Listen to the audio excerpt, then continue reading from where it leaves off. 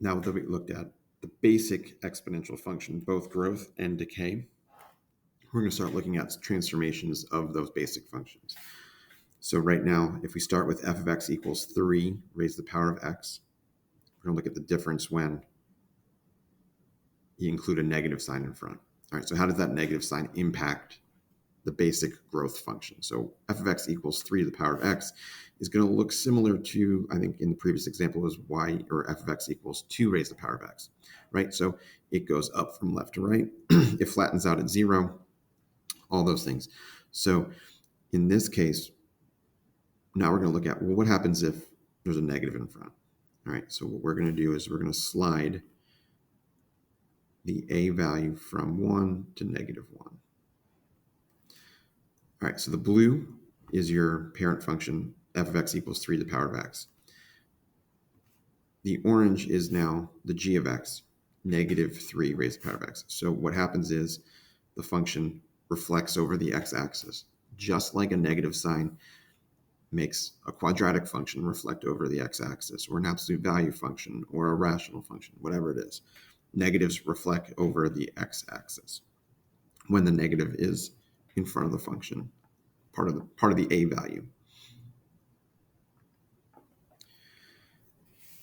What happens if there's a minus 4 outside the function, meaning this is an exponential function, so the variable is in the exponent. The subtraction that we're dealing with in this example is not within that variable, so it's separate. So again, we've got parent function of f of x equals 3 raised to the power of x. That's that normal growth function that we looked at. How is this minus 4 going to affect it? The minus 4, again, is separate from the function. So what we're going to do is view that as your k value. It's something that you're adding or subtracting separate from the base and the exponent. So down here, we're going to move the k value from 0 at the parent function to negative 4. So let's move this over to negative 4.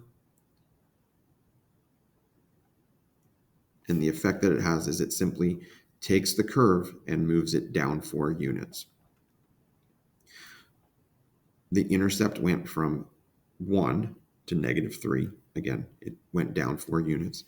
The asymptote was at y equals 0. Now it's at y equals negative 4.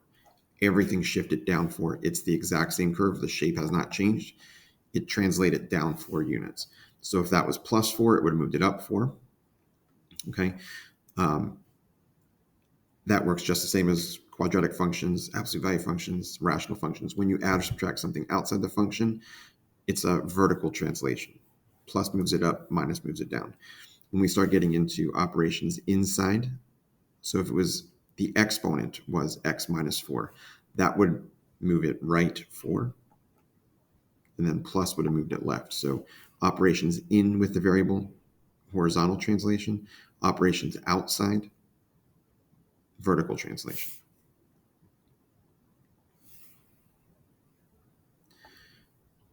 All right, at this point, I want you to, we should have done this with example 1, but I want you to pause your video and try these 2 questions, and then unpause and come back and check. So let's take a look. For part A, that plus 3, when it's up in the exponent, represents a horizontal translation. Specifically, when it's plus, it's left 3 units. So the entire graph moved left 3 units. So let's take a look at the effect that has. Right, so it goes from that parent function y equals 5 to the power of x in red, shifts it left 3 units to the green function here. The question was, where's the intercept? So we'll zoom out. It's actually right there at 0, 125. The reason why it's 125 is because that 3, 5 to the power of 3 is 125. So it bumped it up to 125 there. So that's where that comes from. Let's zoom back in and look at the asymptote. The asymptote's then unchanged, right? It didn't shift it up or down, so it's still going to flatten out at 0. So your 2 answers are the intercept is now at 0, 125, and the asymptote's at y equals 0. When the negative goes in with the variable For part B, the variable with the exponent there, it actually is going to reflect it over the y-axis instead of the x-axis.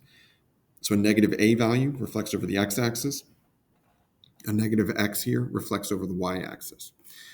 The intercept and the asymptote are going to remain unchanged. Let's take a look at what that would have looked like.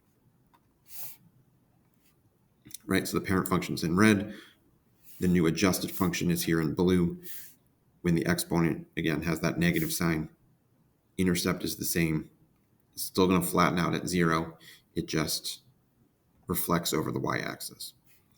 All right, let's take a look at example 3.